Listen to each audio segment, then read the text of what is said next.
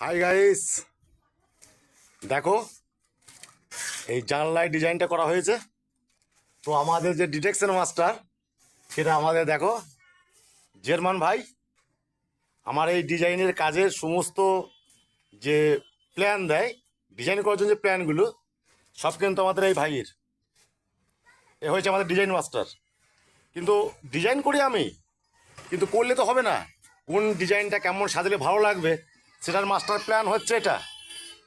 আমার এই কাজের ডিজাইনের মেন যে ডিরেকশন মাস্টার, সেটাই হলো আমাদের এই জার্মান ভাই। একবার ভালো করে দেখো, জার্মান ভাই কিছু বলো।